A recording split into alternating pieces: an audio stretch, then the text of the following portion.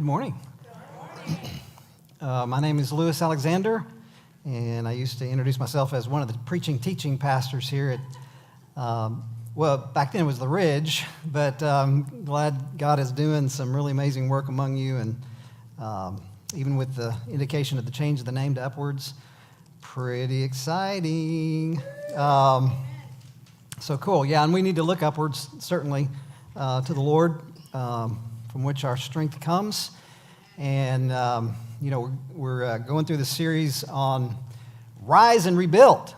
About, 5 or 6 years ago, Daryl asked me to help him and allowed me to be a part of putting together a teaching plan to preach through the Bible in 5 years, which is pretty cool, to preach through the Bible and have that accountability that, we're going to touch the books, all the books of the Bible. We're going to look at the whole Bible. They have some, every verse has something for us that we could potentially draw out. And so just the accountability, I appreciate Daryl's heart for that, to want to be faithful in that. So in the book of Nehemiah, looking at Nehemiah and this series, Rise and Rebuild. So if you have, a physical copy of a Bible and you want to turn to Nehemiah, then we'll be in Nehemiah chapter 2 today. And we're going to look at a little bit about life. I don't know, how would you describe life? If you were to describe what life, is it like a box of cereal?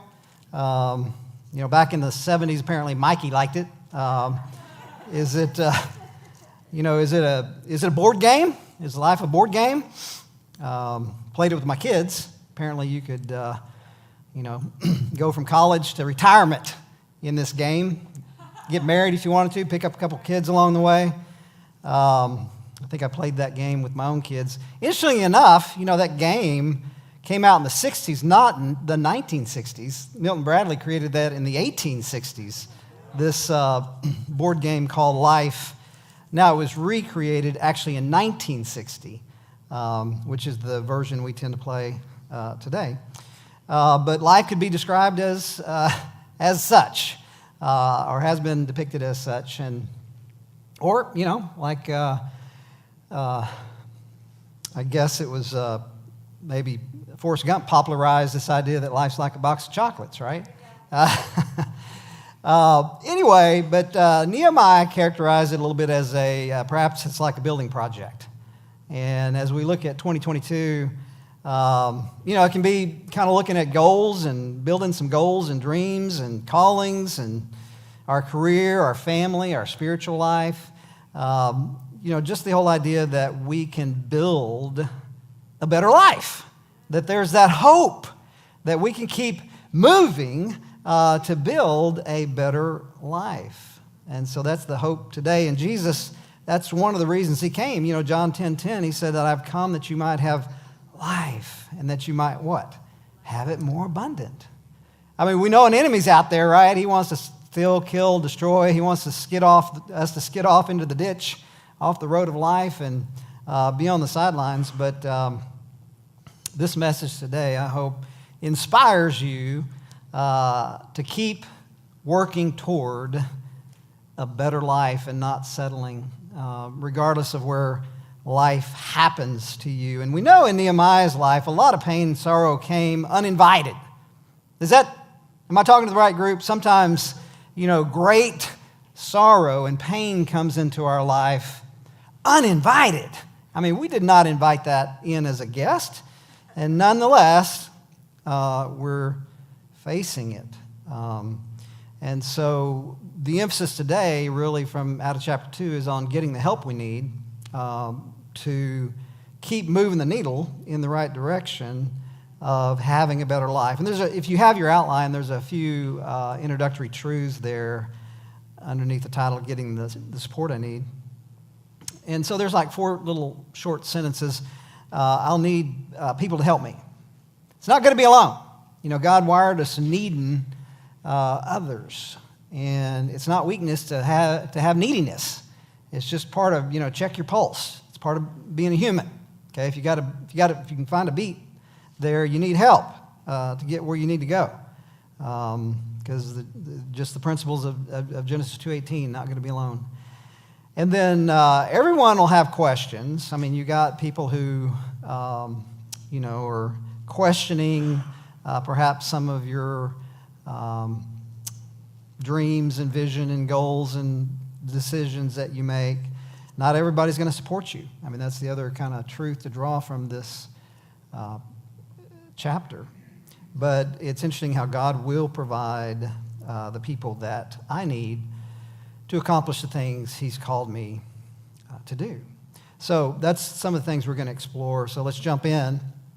We'll hit some of the highlights here out of Nehemiah chapter 2. And it was in the beginning in verse 1 there, in the month of Nisan, which is, why is that important? Well, that's about 4 months later from what Daryl probably talked about last week when Nehemiah got the news that the city was in a mess. And so 4 months later, something's going to start happening, which is kind of cool. So we'll see what he's been up to for the past 4 months here as this chapter rolls out. It's in the 20th year of King Artaxerxes, and he was, as you might remember from the biblical background, probably Daryl talked about last week, he was the reigning king at the time of Persia. And you might recall Nehemiah's role with the king, his occupation. I like to make the distinction between, in teaching business students at Texas State, I make a distinction between their occupation and their vocation. You know, your occupation is what you do to put beans on the plate, right? It's the job that you may have. But your vocation is your calling, your sense of purpose. Why are you on the planet? Not why are 8 billion people on the planet, but why are you here? And why are you still here? That's your vocation. So we see his occupation was that called cupbearer. He had an important role. God had exalted him as an Israelite, surprisingly, to this very important role within the king's court and that role in the ancient Near East had a pretty significant influence. I mean, he not only got to pick out the wine and the food and pair them for the king, kind of paired the wine with the food, and of course he had to taste it to make sure he wasn't going to fall over. So he had to test the wine and the food, for the king. So he's very trusted in that sense. But he had other roles too. He's kind of like the king's bodyguard at one level, and could also serve as advisor in some ways. So as a cupbearer, he had an important occupation. But you know what? You're going to see, and as this chapter and book rolls out, as he's journaling his experience, that he had a vocation above and beyond his occupation. He had a calling on his life, which you do too, or you probably wouldn't be in this room, okay? You have a divine compulsion, or you probably wouldn't get up and go out on a Sunday morning. I certainly wouldn't. As an introvert, I'd rather be sitting in my lazy boy, playing my games on my phone. But because of this divine compulsion, Nehemiah was about some other work as well. So in the month of Nisan, in the 20th year of the king Artaxerxes, when wine was brought for him, which he would have brought, which he had tasted, had not been sad in the presence of the king before. It was actually forbidden in the ancient world. Monarchs would not allow sadness in their presence. In fact, if you were sad and you entered into the presence of the king, you were supposed to snap out of it because he was such an awesome person that would automatically just make you feel happy and joyful. And so you had to abide by that decree that if you did show up with depression or sadness, you could be literally banished or killed. So Nehemiah, in his emotional integrity, is taking a risk here. But it also highlights to us that in 2022, maybe we need to pay more attention to our emotions. Because pain is not necessarily a bad thing. It's an indicator. painful emotions. And I don't like to call them negative because they're not negative. They're just maybe painful. But pain is a great indicator to do something, okay? Right, Nikki? It's a great indicator for somebody to come see you, which gives you some JOB security, I guess. And so it's this whole world of wellness. So in 2022, you might want to pay attention to your wellness, whether it's your emotional wellness or your physical wellness. You may need to set some goals there to move forward, make some plans regarding your sustainability, to be around for a while. And so he's paying attention to his emotions. Love that Nehemiah actually was vulnerable about his sadness and his heaviness of sorrow of heart, that he actually journaled that and wrote about it. And that's a good thing to do as a goal is, I took about a year just to expand my emotional vocabulary because growing up on a little Central Texas farm, with farm animals, and I just wasn't really taught very much an emotional vocabulary. And so I spent a year, I remember, journaling and trying to expand my emotions, some words around, because if you name it, you can tame it, okay? I would like to use that little motto, if you name your emotions, you can tame them. And so we got to start by naming them, putting a name on them. So I started my journal every day for a year. Today, God, here's what I'm feeling, and here's why I'm feeling it. And then I would practice a psalm, Psalm 46:10. Be still and know that He's God, and let Him care about that emotion. It was just a discipline. It took for about a year, and it says who is God? He's the Father of compassion, God of all comfort. He wants to comfort us in the midst of our affliction. Got any affliction uninvited in your life as you're going into 2022? Maybe that's a goal, is to let God just minister to that. But you have to actually create space and time for that, and come to have an image of Him as Father of compassion, God of comfort. He wants to comfort you in your affliction. In fact, that's what he prayed, Nehemiah prayed for the king. If you recall, the close of chapter 1, that Pastor Darrell would have shared, which, by the way, if you're around for the second service, Pastor Darrell and I are doing that together. That's going to be fun. My wife will actually be here too, so I'm going to have to be careful about what I say. But anyway, Nehemiah's prayer at the end of Nehemiah 1:11 was, in English, it's translated, help the king have favor, what I'm going to ask him. But the Hebrew word is racham, which is compassion. May the king's heart be compassionate toward me. The root of that is womb. It's kind of a womb love. Those of you, if you've been a pregnant mom before, some of you here in this room may have been a pregnant mom. Did you love that baby when it was in the womb? That's the image there. God, give the king that kind of heart toward me, one of compassion. Because somehow along the way, Nehemiah came to know God as God of compassion.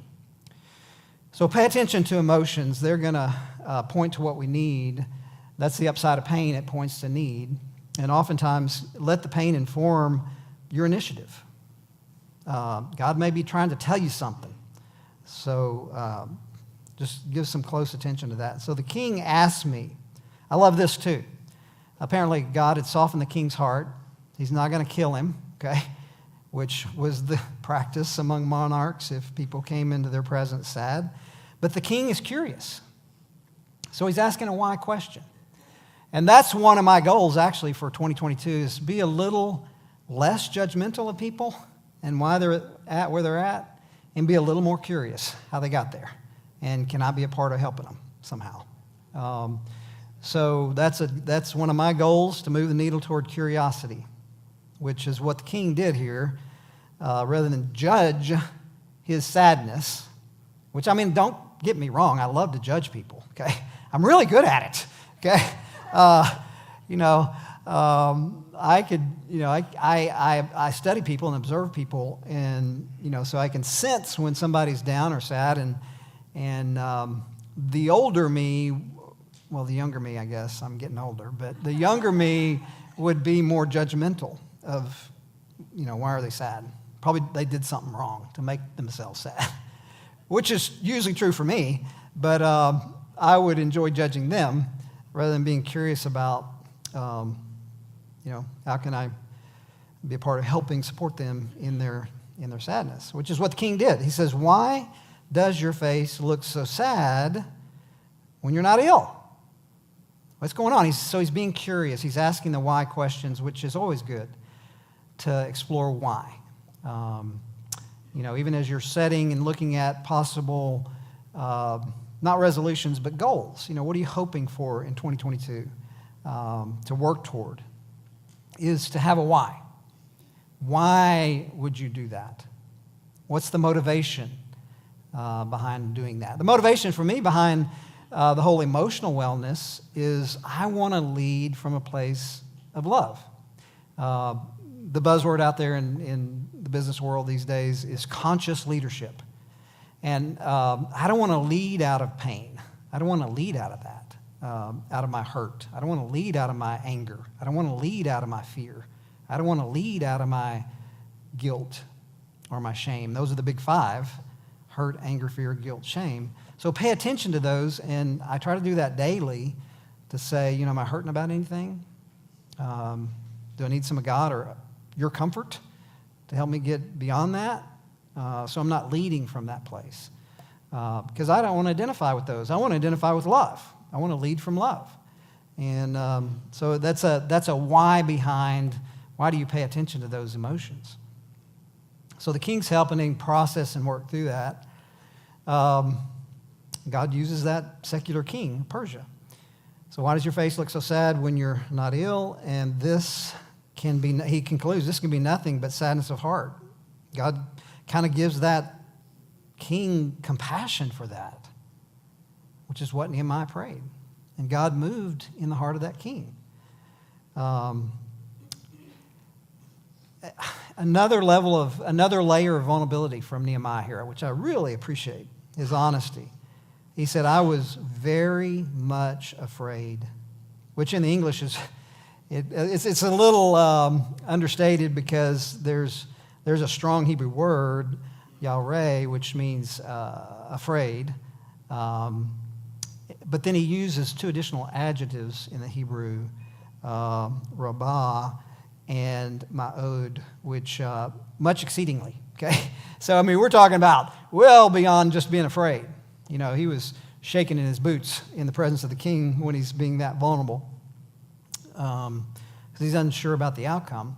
It's the same Hebrew word that David used in Psalm 56:3. He said, when I'm afraid, yareh, I'm going to put my trust in thee. So fear was an indicator. It's like, the fuel light on your dashboard. When it comes on, that's not your problem. It's just pointing to what you need, right? A little fuel in the tank, okay? That's what our painful emotions can do for us, is they're not the problem. They point to us what the issue might be and how to move forward and do something about it, okay? But I said to the king, may the king live forever, which is probably a motto he had said many times. He wants the king to live forever because he's probably going to live forever if the king's going to live forever, because it means the wine wasn't poisoned, the food wasn't poisoned. So it's a common expression among professional cupbearers in the ancient Near East. May the king live forever. This is Nehemiah's answer to the king, why should my face not look sad when the city where my fathers are buried, that's an important expression right there, because he's appealing, again, to the compassion of the king, because there would have been a real emphasis in the culture on legacy and on heritage and your ancestors. And so that was just a common thing, so that's what he's appealing to. Why should my face not be sad when the city where my fathers are buried lies in ruins and its gates have been destroyed by fire? So that's kind of the setup. And so as I'm kind of encouraging you to think about, as you're laying out some things you're hoping for in 2022, have a little category for wellness. Paying attention to your emotions and what they're telling you, paying attention to your body, and kind of physical things that might be going on, because you want to be around for a while, okay, to extend your ministry and your life impact and your legacy. So that's the why behind, perhaps. So, which raises the next question, or the first point, what's God really leading me to do? We've got to visit sometimes those emotions as great sorrow has come into our lives uninvited, to see maybe what God's leading us to do. That sometimes has to come first. We have to pay attention to that. So the king said to me, "What is it you want?" And then I prayed to God. I love that he sent up a flare prayer, to the Lord. Have you ever sent up a flare prayer in a moment? Okay. You really needed some wisdom in that moment. So he sends up this flare prayer to the God of heaven. And I answered the king. God apparently kind of gave him some just insight and inspiration. He says, "If it pleases the king, and if your servant has found favor in his sight, let him send me to the city in Judah where my fathers are buried, so that I can rebuild." As you're probably wondering what these bananas were. These are bananas, okay? The Hebrew word banah means to rebuild, not to be confused with banana, but I want you to pair them with banana, because when you're at the store now, or next time you grab for a banana, I want that to be a cue for you, that it's time to rebuild something. You're going to need to rebuild something, okay? Again, check your pulse. Am I talking to the right group? Something's broken down, okay? And banah, not to be confused with banana, but associated and paired with banana next time you go to the grocery store or see one laying around, let it remind you, oh yeah, I need to give some attention to that. So banah, to rebuild, to repair, to restore. He says, I want to go and I want to banah. I want to rebuild it. It being the gates and the walls and even his house. Then the king with the queen sitting beside him. This was probably a private, semi-private conversation because the queen was there. He asked me, "How long will the journey take, and when will you get back?"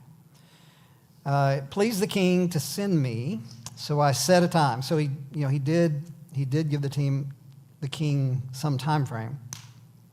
I also said to him, "If it pleases the king, may I have letters?" So he's continuing to press for what he needs. So if you were kind of wondering what's he been doing for those 4 months from the time of chapter 1, when he got the news about the rubble in Jerusalem, he's been doing some research, okay? Which, if we're going to get to our goals, we got to do a little background work, right? So he's been doing some of that. He knows he's going to need some letters to the governors of the Trans-Euphrates, and the Trans-Euphrates was a river that divided the regions. We got this huge, vast Persian empire at the time.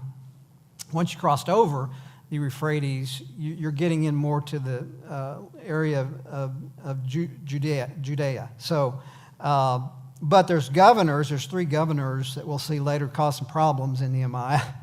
That he's trying to get some letters for, because actually the king had stopped. If you remember from your study of Ezra, he had actually stopped the rebuilding of the walls. The king. So actually, what Nehemiah is courageously doing is asking the king to reverse his decree and give me some royal power behind this with some letters to those 3 governors, so that will provide me safe conduct until I arrive in Judah. And he's going for more. So he's been doing all of his research on what he's going to need here. And I have a letter to Asaph, keeper of the king's forest, so he will give me timber to make the beams for the gates of the citadel, which guards the temple, and for the city wall, and for the residence I will occupy. Wow. So he's now saying, I need you to become a financial partner, okay? I need these letters. I need you to invest additionally in that by funding this whole project, okay? And so a lot of courage on the part of Nehemiah. And because of the gracious hand of God was upon me, and that word gracious there is the word tob. You know, God is good. It's the same word he used in creation when he looked and said it's good. He's got a good hand, is what Nehemiah is saying. It was upon me, and the king granted my request. So what's God leading me to do in 2022? And again, kind of let your pain inform you maybe. That may be some direction we need to go. Maybe you need to pay attention to your relationships. There's some pain there. I know we started out 2018 with the loss of my son-in-law. Some of you helped us walk through that. Took his own life, left my daughter pregnant with the 3-month-old, one of our 3-month-old. She was 3 months pregnant, with our granddaughter in January of 2018 as we started that year. And so I knew that informed, that loss and trauma in our family informed some of my role that I needed to help play in Banah, rebuilding, helping my daughter rebuild a life and trying to decide what does that really mean for us. That Jubilee, my granddaughter, is going to grow up never knowing her father.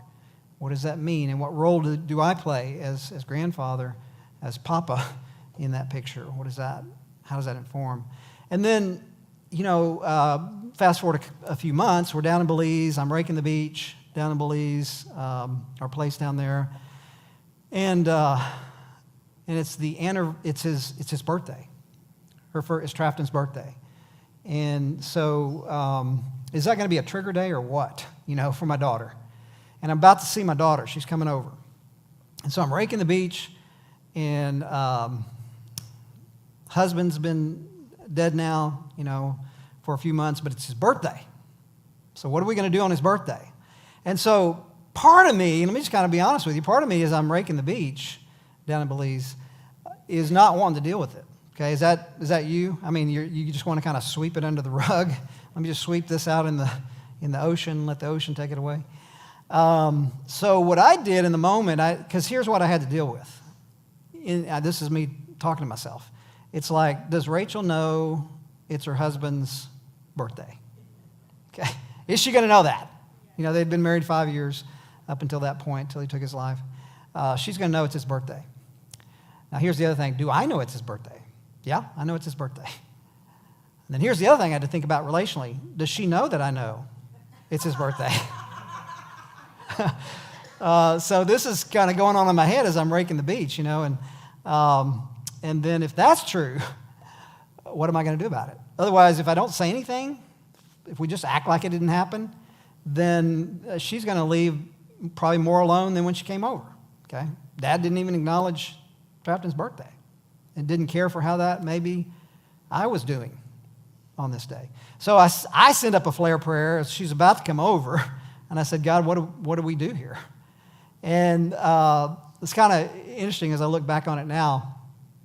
This really nice bottle washed up on the beach about that same time. I'm not talking about these plastic bottles that I'm having to throw away all the time and that people throw over on cruise ships. I'm talking a really nice glass bottle.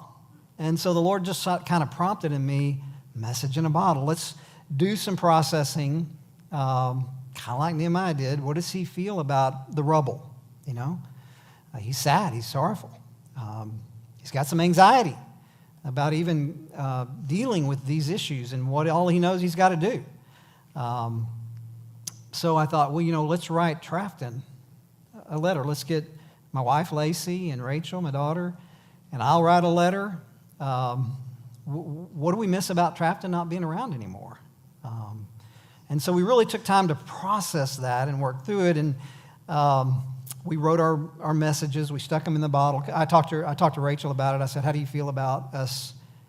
I realized it's his birthday, and here's a thought I had about writing him a little note, sticking it in the bottle, and let's just throw it out in the ocean. And they all went along with it, so we did that as a family, and it really connected us and removed the aloneness of each of us as we were able to talk with one another about what do we miss about Trafton no longer being with us, and never knowing his daughter, and his daughter never knowing him, and then Rachel was able to throw that out to sea, and that was a little cathartic, just to walk through that as a family that day. But God inspired, that was something to do. Maybe you need to rebuild in a relationship in 2022. Got any of those that need some work? Okay, some repair? What steps would God want you to take? And how does that pain inform you? And why would you do that in the first place?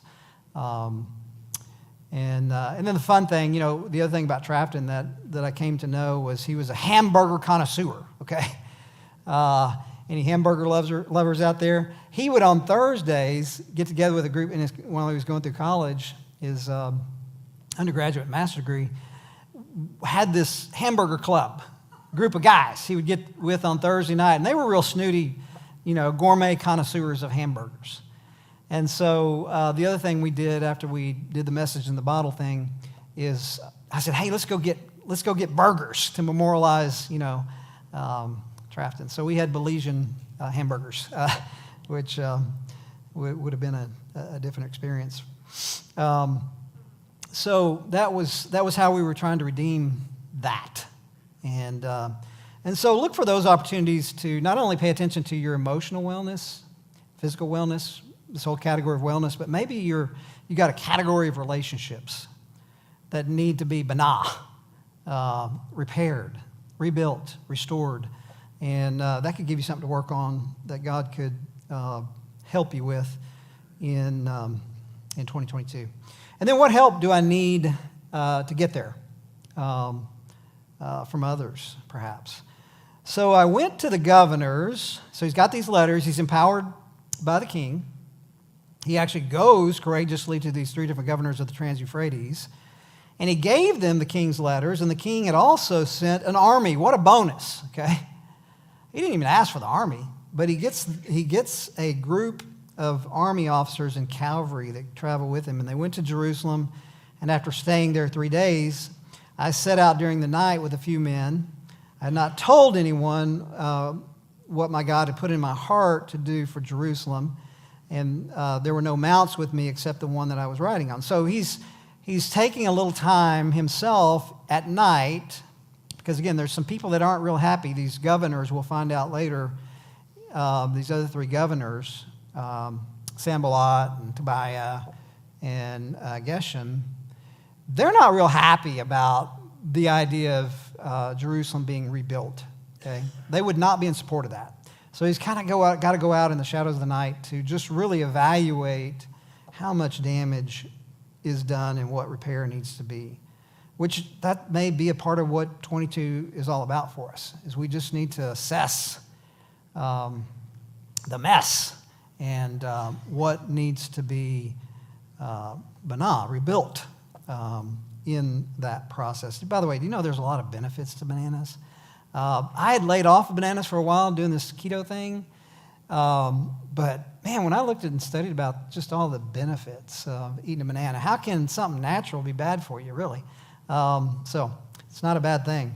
So do some more banana in your life in 2022. One of the areas of banana that I've got to work on is in my finances. Anybody ever have anybody ever get in credit card debt? It's so easy. It's so easy to do. In fact, when we had moved down, Lacey was full-time in Belize. We had a little resort. When COVID hit a couple of years ago, it shut the country down. I mean, just lockdown. Well, what does that do to your tourism? You dry up, okay? So I had gone to half-time employment, and I was just traveling back and forth. But when that all dried up, that was our supplemental income. So we had to, for a while, just live on credit cards. And that racks up really bad and fast. So we've spent, a good part of 21 trying to recover from some of that, but we still have recovery to do. And so who do I need help from? I need self-help, with, my own spending habits and using some constraint there. Daryl and I had a good conversation about that over lunch on Friday. So we got to be careful about our spending habits. And then I need Lacey's help. I need my wife's help with that. She spent 21 doing Instacart, having to be kind of this sophisticated entrepreneur and figuring out which are the best. Anybody ever do Instacart where they, you drop your orders and they start coming in, and then you got to kind of assess, is that going to make me any money? Because I got to go shop for the groceries, drive with all my time. Anyway, she did that for a year, kind of got burned out on it, so she's looking for something in 22. I got to have the support of my financial planner, Randy Schrader. So that's a part of just as you're assessing, even do I need to continue to move the needle in my financial, we're talking about Jesus came that we might have life, not just freedom, but more abundantly, flourishing. I don't know about you, but I want to get from not only financial freedom, I want to get to flourishing to where I can help other people. I hate, when I see a need and I pull out my wallet and there's just not a whole lot there, okay? I want to get beyond that to, an area of where I'm more flourishing to help others. So perhaps finances is an area that you pay attention to in 2022. And then what plans am I actually making to get there? That's the other important part of it. So I went out through the valley gate. He's sort of walking us around the perimeter of the wall, starting southwest to the east. The rubble kind of blocks him a little bit from getting around fully, but we kind of go counterclockwise. I went through the valley gate toward the Jackal Well and the Dung Gate, examining the walls of Jerusalem, which had been broken down, and its gates, which had been destroyed by fire. Then I moved on toward the Fountain Gate and the King's Pool, so I went up the valley by night, examining the wall. Finally, I turned back and re-entered through the valley gate. The officials did not know where I had gone or what I was doing, because as yet I had said nothing to the Jews or the priests or the nobles or officials or any others who would be doing the work. Then I said to them, after he makes all of his assessment, you see the trouble we're in? Jerusalem lies in ruins, and its gates have been burned with fire. So, he's helping them see what really, really is. And sometimes we just get, nose blind to our situation and our circumstance. If you ever had a cat, for instance, you just get used to that. But then you have a guest walk in who doesn't have a cat. It's like, wow, okay. Need a little, hang a little air freshener around here. Come, let us rebuild, let us banana, not to be confused with banana, but associated with banana, to motivate us. Let us rebuild the wall of Jerusalem, and we will no longer be in disgrace. We won't have the shame that our city is a mess. I also told, so that's another emotion. Shame can be another strong, painful emotion that can motivate us at times when we might be kind of ashamed of our situation that we're in. We need to deal with that emotion because it's not a good emotion to just leave hanging. I also told them about the gracious, again, this Tob, this good hand of God upon me, and what the king had said to me. Then they replied, Kumbana, okay? Not to be confused with kumbaya. That's more of a Creole, come by here, Lord, which isn't a bad thing. So maybe you even pair rise and build. Kom means rise. That's where we get this series from, rise and rebuild. Kom bana. But maybe kumbaya can help you remember kom bana. So when you're singing kumbaya, my Lord, it'll remind you to, I better go work on something. I got to rebuild something here, I think. So let us start rebuilding. So they begin this word Tob, good. We got a good God. He's got a good hand on us. Let's do some good work, okay? That's the connection among some of the Hebrew words there when you look at that. So, what plans do I need to make? As I'm trying to pay some attention to my faith in 2022, there's always the need to kind of rebuild that and work on that and repair that and restore that. Because we go through these crises of faith many times. You know, when, again, great sorrow and sadness come into our life uninvited, it oftentimes creates a crisis of faith.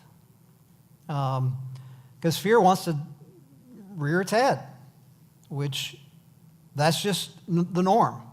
It does. And as King David says, when that happens, that's a good prompt to go vertical, talk to God. That jerks me out of my self-reliance when I tell God I'm afraid. And I tell him that I need some help. Because otherwise I'm in my problem by myself, okay? And when I tell God, it kind of helps bring me out of my own self-focus and self-reliance. And then, you know, David went on to write a psalm about it, Psalm 56:3, which the Psalms were the Hebrew hymn book, so he shared it with the community of faith, his fear. It's okay to talk to one another because there's two aspects of our aloneness as we go through crisis. It's the vertical that we need to invite Jesus into, and it's the horizontal we need to invite our friends to help bear our burden, so fulfill the law of Christ. So one of my faith rebuilding goals is just to have a gratitude journal and try to journal every day. I just do it in my phone, in my notes. I just enter the date, and here's what I can be grateful for about today. That's just a discipline to try to build my faith as I'm looking at external circumstances and it looks like, you know, the sky's falling in, okay? It just helps stoke my hope and build my faith through making a journal, forcing myself some days, compelling myself to enter a sentence at least of gratitude. And then just kind of working on my vocation, my calling beyond the different jobs that I do to make income is just I just get doing a prayer walk. You know, we do live in an RV park. It's gated. We're high-end redneck. But I do walk our little RV park as a discipline to help me with my vocation, which is to make disciples, you know, to look for opportunities to impart life to people. And in an RV park, there's all kind of opportunity. So I just do a prayer walk around and just kind of see what God might be doing. And I pray over each unit. And I've come to know some of the names of the people that live in those units. And that's just sort of a discipline that I'm making for 2022. Here's the cool thing. You know, you get to write your script. In some sense, you get to write your script in 2022. There's a script you're playing out. And I guess Batterson kind of popularized, you can flip the script. You can flip the script. As you start making some plans to rebuild and restore and start moving the needle in some of these, I mentioned 5 areas that I give attention to: wellness, relationships, finances, your faith, and your vocation. Can you move the needle and rebuild in one or more of those areas in 2022? And you can flip the script. You can change the trajectory, that word, where that's headed in 2022. This idea that, you know, the script cure can sometimes be the scripture, can help us in informing us what we are to do. So if you don't know Christ, that's a good starting point to just you'll know and you'll see in your notes how to receive Him. And so as we bow our heads, let's just go to the Lord and let's check in with Him on one of these 5 areas maybe. let's start with the relationship with Him. So just pray this prayer with me. Dear Jesus, if you haven't, you can pray it again and afresh and anew. Thank you for loving me even though I'm a sinner. I ask for your forgiveness. I believe you died for my sin and that you rose from the dead. I trust you as my Savior, follow you as my Lord from this day forward. And Lord, as we come to you, just, Jesus, thank you for promising a life more abundant. Freedom in areas that we've never had freedom before, moving us toward flourishing. Wow. What a cool thing. So help each of us in this room just to check in on for a moment. Are there some areas of faith that we need to continue to work on? Are we in crisis and we need to work on trust in some areas with you? Would you give us some direction in that? And what can help move toward trust? Whether it's getting more in your word or having more fellowship with other believers to encourage and nurture our faith. How about relationships? Are there some of the relationships in our life that need to be rebuilt and repaired and restored? Would you put someone in our heart that we need to move toward in 22? Our finances, can we keep moving the needle there with planning for a budget or moving toward retirement related to increasing our income or reducing our spending in some ways, Lord? Because you want us to flourish. I mean, you spoke to finances probably more than anything else. In our calling, maybe there's some occupational skills we need to work on, but help us to always be mindful of our calling and how you want us to fulfill your great commission through the great commandment.